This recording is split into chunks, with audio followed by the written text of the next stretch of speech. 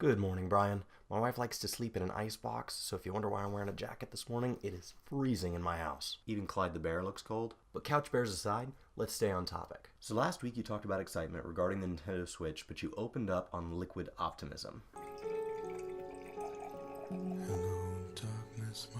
And that got me thinking about not only the relationship between alcohol and games, but actually alcohol in games. Now, not reading media from all over the world on this, I can tell you that conservatives here in the US are happy to link alcohol and drugs to all sorts of corruption in our teens and our youth, and they have their own self-done studies to back this up. Now, simply reading those studies and taking a look at current titles tells you that Final Fantasy, WoW, Grand Theft Auto, Titanfall, Uncharted, Heavy Rain, The Witcher, Batman, Mass Effect, Papa and Yo-Yo, every game made by Bethesda, any game featuring a dwarf, honestly even stim packs in StarCraft imply that drugs and alcohol belong in games and they can be a positive thing. So as I got to thinking about this list is quite a bit longer than I would have thought about until I really started diving down this question, which makes me think, how far back did this go? So for starters, let's just back up one decade. Anything prior to 2007.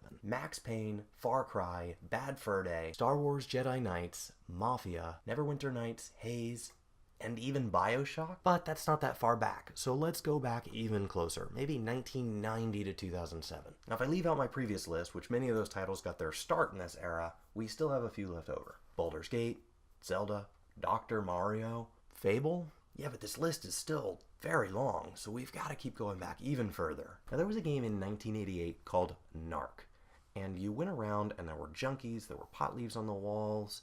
You had to shoot the junkies if I remember correctly. But in 1987, Leisure Suit Larry and the Land of the Lounge Lizards, heck of a title, was set in a Las Vegas type setting and opened on a bar called Lefty's. The Bard's Tale in 1985 opened on a guy singing between sips from a mug in a tavern. Okay, now we've gotten back far enough that you can literally look up all the titles released in a given year. There were around 20 in 1985. That means even if I can't go back and look through any of those other titles and find a drug or alcohol reference, that would be 5% of all games made. But we're not done. In 1981, Castle Wolfenstein had wine and schnapps in the loot table for chests. So now that we're all the way back to 1981, there's only a handful of games that were even released commercially prior to that. And most of those were limited by graphics abilities, so they really couldn't dive into lore or all the things that would allow you to create things like food and alcohol and drugs.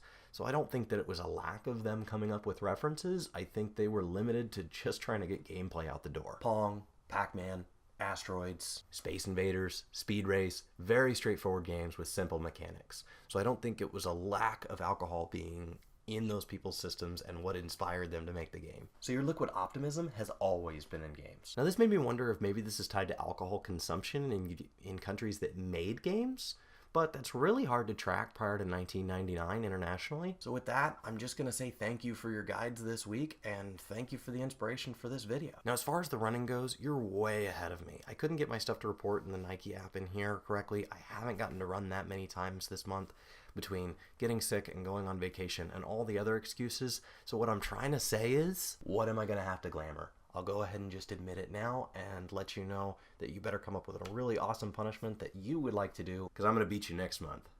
And Brian, I'll see you next Sunday.